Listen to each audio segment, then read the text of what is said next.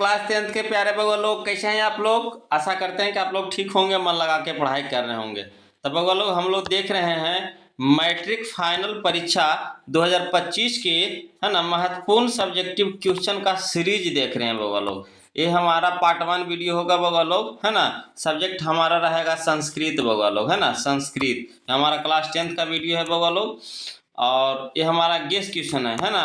और हमारी यही कोशिश है कि आपको 100% क्वेश्चन इसी से आएगा बउआ लोग, है ना। तब बउआ लोग, वो जो हमारा 15 क्वेश्चन जो देता है ना, 15 क्वेश्चन 2 नंबरिया, है ना। तब 15 तो नहीं, कितना हो गया, 30 मार्क्स के हो गया ना। जो आपको इसी सेट से रहेगा, इसी सीरीज से आपको रहेगा बउआ लोग। 30 नंबर आपको पक्का आने वाला है इसी सीरीज से। इसमें आपको हम 60 से 70 क्वेश्चन आपको करवाएंगे, जिसमें से आपको 15 क्वेश्चन आपको पक्का इसी से रहेगा। एकदम दिलो दिमाग में एकदम रख लीजिए इसको, एकदम हो सके तो एकदम रट जाइए या समझ लीजिए, जैसे हो, मगर कोशिश कीजिएगा इसको रटना नहीं है बउआ लोग, इसको अपनी भाषा में समझ लेना है ना। और 30 नंबर आपको पक्का आने वाला इसी से, है ना। तो चलिए बउआ लोग, वीडियो को शुरू करते हैं। 10-10 क्वेश्चन का हम सीरीज बनाए हैं बउआ लोग, ये हमारा पार्ट 1 वीडियो होगा। तो देखिए क्वेश्चन नंबर फर्स्ट, देखिए क्या कहता है, एकदम ध्यान से समझते चलिएगा। कहता है क्वेश्चन नंबर फर्स्ट, आलस कथा पाठ से हमें क्या शिक्षा मिलती है। आलस कथा, है ना, आलस कथा पाठ से हमें क्या शिक्षा मिलती है। तो बउआ लोग, अगर वीडियो अच्छा लगे तो प्लीज़ वीडियो को लाइक कर दीजिएगा, शेयर कर दीजिएगा। और जो बउआ लोग अभी तक चैनल को सब्सक्राइब नहीं किए हैं तो प्लीज़ चैनल को सब्सक्राइब कर लीजिएगा, है ना। ऐसा में VVI क्वेश्चन है बउआ लोग, बोर्ड में सब क्वेश्चन आया हुआ प्रश्न है, आपको आने वाला है इस 2025 में, है ना। तो कोशिश करना नहीं है, इसको एकदम दिमाग में सेट कर लेना है बउआ लोग। तो चलिए क्वेश्चन नंबर फर्स्ट कहता है कि आलस कथा पाठ से क्या शिक्षा मिलती है। जो आलस कथा जो पाठ है, इससे हम लोगों को क्या शिक्षा मिलती है, यही आपको बताना है। तो इसको उत्तर में देखिएगा बउआ लोग, कैसे लिखिएगा, इसका उत्तर लिखिएगा। आलस कथा पाठ में लेखक विद्यापति ने अपने विचार को स्पष्ट करते हुए कहा है कि आलसी व्यक्ति अपने जीवन में बिना परिश्रम किए हुए अपना जीवन जीना चाहता है।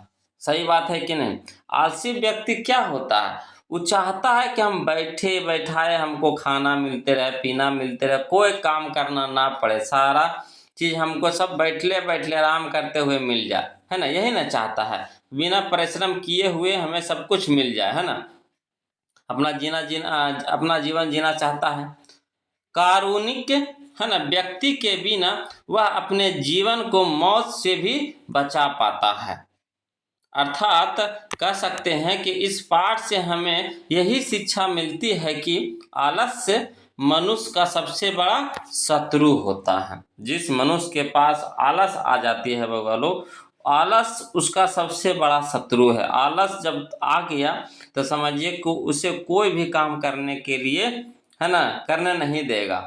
हर काम में वो बाधा डालेगा कि नहीं, थोड़ा देर बात करेंगे ना, थोड़ा देर बात करेंगे ना, थोड़ा देर बात करेंगे, ऐसा होता है ना, है ना। तो यही चीज़ है बउआ लोग। तो ये हमें आलस कथा पाठ से शिक्षा मिलती है कि आलस मनुष्य का सबसे बड़ा शत्रु होता है बउआ लोग। तो ये था हमारा आज का क्वेश्चन नंबर फर्स्ट। अब चलिए क्वेश्चन नंबर सेकेंड देखिए बउआ लोग, दूसरा देखते हैं। देखिए क्वेश्चन नंबर 2 क्या कहता है। कहता है विद्यापति कौन थे। विद्यापति कौन थे, उन्होंने किस ग्रंथ की रचना की तथा आलस कथा में किसकी कहानी है। आलस कथा में किसकी कहानी है, 6 वाक्यों में लिखे, है ना। ये 2 नंबरिया ये सब आता है, 2 नंबर में ये सब आता है। 15 क्वेश्चन रहता है आपको, है ना। अब 15 क्वेश्चन को आपको बनाना है। ऐसे 30 क्वेश्चन देगा, उसमें से 15 क्वेश्चन आपको छाट के लिखना रहेगा। तब 15 दूनी 30 नंबर का रहेगा, 2-2 नंबर का रहेगा। तो पहला कहता है कि विद्यापति कौन थे, तो उसका उत्तर में लिखिएगा विद्यापति एक महान कवि एवं लेखक थे। हो गया आपका आंसर, है ना। कहता है विद्यापति कौन थे, तो लिखिएगा विद्यापति एक महान कवि एवं लेखक थे। अब अगला कहता है कि उन्होंने किस ग्रंथ की रचना की तथा आलस कथा में किसकी कहानी है। तो यहाँ लिखेंगे उन्होंने पुरुष परीक्षा नामक ग्रंथ की रचना की है ना। किस ग्रंथ की रचना की? तो उन्होंने पुरुष परीक्षा नामक ग्रंथ की रचना की। संस्कृत भाषा में लिखित पुरुष परीक्षा में कथा रूप में अनेक मानवीय गुणों के महत्व का वर्णन है ना। वो जो ग्रंथ है ना, पुरुष परीक्षा नामक जो ग्रंथ है उसमें अनेक मानवीय गुणों के महत्व का वर्णन है। उसमें दोष के, है ना, निराकरण के लिए शिक्षा दी गई है। विद्यापति एक लोकप्रिय मैथिली कवि थे। यह संस्कृत ग्रंथों के रचयिता थे। उनकी ख्याति संस्कृत विषयों में अत्यधिक थी। उनकी जो प्रसिद्धि थी, ख्याति, जो उनका जो नाम जो कमाया था, सबसे ज़्यादा उन्होंने नाम क्या कमाया था? संस्कृत विषय में, है ना। तो ये था लोग हमारा क्वेश्चन नंबर 2 का आंसर। अब चलिए क्वेश्चन नंबर 3 देखते हैं, ध्यान से देखते चलिएगा। देखिए क्वेश्चन नंबर 3 कहता है कि आलसशाला में आग लगने पर क्या हुआ? आलसशाला में जब आग लगा तो क्या हुआ, उसके बारे में आपको बताना है। तो यहाँ पे हम लोग इसका आंसर इस तरह से लिखिएगा कि जब आलसशाला में आग लगी तब सभी धूर्त भाग गए, है ना। जब आलसशाला में आग लगी तब सभी धूर्त क्या थे? भाग गए। जो बनावटी जो आलसी थे सब भाग गए। उसके बाद सभी आलसी भी भाग गए, है ना। उसके बाद जो सभी आलसी थे, है ना, जो फालतू के आलसी थे सब भाग गए। लेकिन 4 महान आलसी पुरुष वही सोए हुए थे और आपस में बात कर रहे थे। समझ रहे हैं? जो आलसी था, जो कम आलसी था, वो भी भाग गया। लेकिन जो 4 गो महान आलसी था, उसमें जो सबसे बड़ा 4 महान आलसी था, वो सुतले रह गया और आपस में बात करते रह गया, उठा नहीं न भागा। समझे? यही लिखिएगा बगल इस तरह से। चलिए क्वेश्चन नंबर हम लोग 4 देखते हैं। कहता है कि चारों आलसियों के वार्तालाप को अपने शब्दों में लिखे। जो चारों आलसी था, जो आपस में क्या बात कर रहा था, उसको अपने शब्दों में लिखना कह रहा था वो लोग, है ना, लिखने कह रहा। तो चलिए इसका उत्तर में कैसे लिखिएगा? लिखिएगा, वस्त्र से मुंह ढके हुए पहला आलसी बोला, यह कोलाहल कैसा है ना। सब मुंह ढके हुए हैं, चारों के चारों क्या किया हुआ है? मुंह ढके हुए है ना, एक दूसरे को देख नहीं रहा है और आराम से सोए हुए हैं और चारों एक दूसरे से बातें कर रहा है। तो पहला क्या बोलता है ना, कि यह कोलाहल कैसा है। तो देखिए दूसरे ने कहता है, दूसरे ने कहा, ऐसा लगता है घर में आग लगी है। ऐसा उसको लग रहा है कि जहां हम लोग सोए हुए हैं वहां पे आग लगी है। तत्पश्चात तीसरे ने कहा, कोई धार्मिक स्वभाव वाला व्यक्ति हमारी रक्षा हेतु तत्पर होकर अग्निशमन करता है। चौथे ने कहा, बाचल, तुम बहुत बोल रहे हो, शांत रहो। चौथा कहता है, ए बाचाल, मैंने बहुत बोलने वाला, तुम लोग बहुत बोल रहे हो यार, सोने दो यार, है ना, तुम लोग बहुत बोल रहे हो, शांत रहो ना, सोने दो ना, सोचो। इस तरह से था, मैंने आग लगा हुआ है फिर भी भागने का नाम नहीं ले रहा है। चलिए कहता है कि कोई हमें, है ना, जो महाधार्मिक स्वभाव वाले व्यक्ति होंगे जो हमें रक्षा करेंगे, हमें बचाएंगे, अपने खुद रक्षा नहीं कर सकता है। चलिए इस तरह से था बगलो, चारों के वार्तालाप हो रही थी। अब चलिए क्वेश्चन नंबर हम लोग 5 देखेंगे। कहता है क्वेश्चन नंबर 5 कि मिथिला राज्य का मंत्री कौन था? मिथिला राज्य का मंत्री कौन था? उन्होंने कृत्रिम आलसी की परीक्षा कैसे ली तथा अग्नि लगन घर देखकर कितने आलसी बच गए, है ना, तथा अग्नि लगन घर देखकर कितने आलसी बच गए। तो देखिए इसका उत्तर में इस तरह से लिखिएगा वो लोग, लिखिएगा, मिथिला राज का मंत्री, है ना, विशेश्वर था। मिथिला राज का मंत्री विशेश्वर था। उन्होंने घर में आग लगाकर कृत्रिम आलसी की परीक्षा ली, है ना, लेकिन है ना, लेकिन अग्नि लगन देखकर 4 आलसी बच गए, है ना। तो उसमें से चारों, मैंने सबके सब तो समझिए बचिए गया, चारों आलसी को भी बचा लिया, है ना। तो यहाँ परीक्षा ले रहा था, आग लगा करके परीक्षा ले रहा था चारों आलसी को, है ना। चलिए अगला देखिए बोलो, क्वेश्चन नंबर 6 देखिए। कहता है संस्कार कितने हैं, परिचय दे। संस्कार कितने हैं, परिचय दे। इसका उत्तर में लिखिएगा बोलो, संस्कार 16 है। संस्कार कितने हैं, तो संस्कार 16 है। इन 16 संस्कारों को 5 प्रकारों में बांटा गया है। उनमें 3 जन्म से पूर्व वाले संस्कार, अच्छा शैशव संस्कार, 5 शिक्षा संबंधी संस्कार, एक विवाह संस्कार के रूप में गृहस्थ संस्कार तथा एक मृत्यु के पश्चात है ना अंत्येष्टि संस्कार है। इन प्रकार से 16 संस्कार है ना।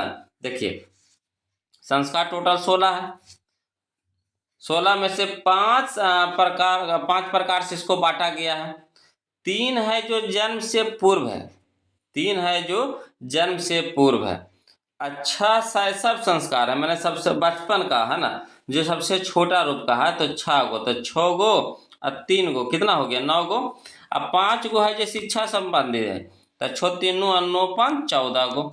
और एगो है विवाह वाला है ना, तो हो गया 3 और 6 9 और 9 5 9 5 14, 14 1 15 है ना। एक है जो आपका मृत्यु के, एक है जो मृत्यु के पश्चात है ना अंत्येष्टि संस्कार है, तब 15 1 16 हो गया। इस तरह से 16 संस्कारों में बटा है बबलो। इस तरह से आप इसका परिचय दे सकते हैं। चलिए क्वेश्चन नंबर हम लोग 17 देखिएगा। देखिए 17 क्या कहता है।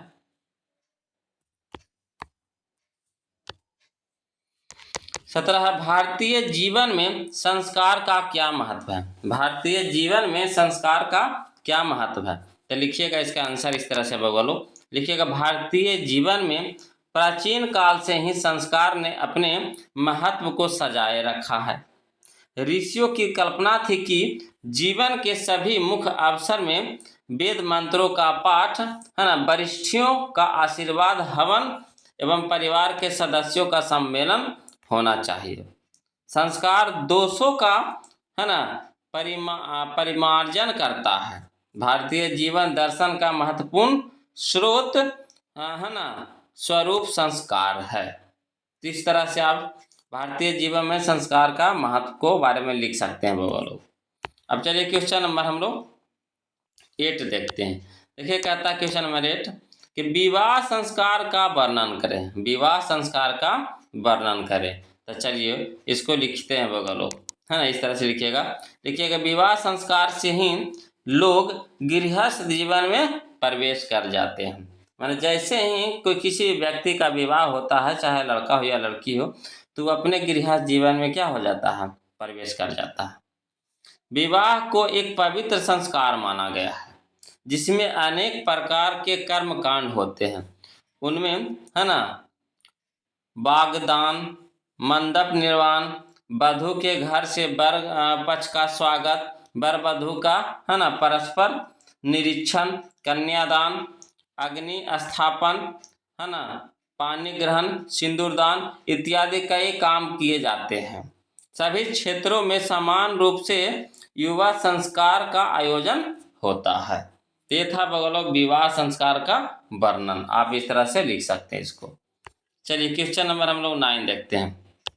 कहता है क्वेश्चन नंबर 9 विवाह संस्कार एक पवित्र संस्कार है, कैसे स्पष्ट कीजिए है ना, मैंने स्पष्ट करें। इसको देखिएगा बगलों, इस तरह से लिखिएगा, लिखिएगा विवाह संस्कार एक पवित्र संस्कार माना जाता है क्योंकि इसी संस्कार से लोग गृहस्थ जीवन में प्रवेश करते हैं। इस संस्कार में अनेक प्रकार के कर्मकांड होते हैं। इसमें है ना बागदान मंडप है ना, बागदान मंडप, बागदान है ना, मंडप निर्माण है ना, वधू गृह में वर पक्ष का स्वागत, वर वधू का परस्पर निरीक्षण, कन्यादान, अग्नि स्थापन, पानी ग्रहण है ना, लाज होम, सिंदूरदान इत्यादि कई कर्मकांड शामिल है। इस तरह से आप लिख सकते हैं विवाह संस्कार एक पवित्र संस्कार है, कैसे स्पष्ट में है ना। चलिए क्वेश्चन नंबर 10 देखते हैं बगलों, ये हमारा आज का लास्ट क्वेश्चन है। चलिए कहता है संस्कार पाठ में किस विषय पर चर्चा की गई है। संस्कार पाठ में किस विषय पर चर्चा की गई है? तो इसका उत्तर में लिखिएगा बगल इस तरह से लिखिएगा, संस्कार पाठ में है ना शास्त्रों के माध्यम से सद्गुणों को ग्रहण करने की प्रेरणा व्यक्त की गई है ना। इनमें इससे हमें अच्छे संस्कार की शिक्षा मिलती तथा यश प्राप्ति करने की शिक्षा मिलती है। तो ये था बगलो आज का हम लोगों का 1 से 10 तक का सब्जेक्टिव क्वेश्चन जो भी संस्कृत का है ना बगलो। अगर किसी भी प्रकार का कोई भी दिक्कत रहे है ना तो प्लीज़ कमेंट कीजिएगा बगलो। और है ना वीडियो अच्छा लगे तो प्लीज़ वीडियो को लाइक कर दीजिएगा, शेयर कर दीजिएगा। और जो अभी तक चैनल को सब्सक्राइब नहीं किए हैं वो लोग तो प्लीज़ चैनल को सब्सक्राइब कर लीजिएगा। इसमें जो भी क्वेश्चन दिया गया है वो लोग सब चुनिंदा क्वेश्चन दिया गया है ना। आपको बोर्ड परीक्षा में आने वाला क्वेश्चन है, इसको दम हो सके तो जैसे हो दम इसको रट जाइए है ना, इसको घोर के पी जाइए, इसको आप है ना दिमाग में सेट कर लीजिए, अपनी भाषा में उतार लीजिए, जैसे हो इसको क्लियर कर लीजिए। तो आज के लिए हम इतने रखते हैं वो लोग, फिर मिलते हैं अगले वीडियो में। तब तक के लिए जय हिंद।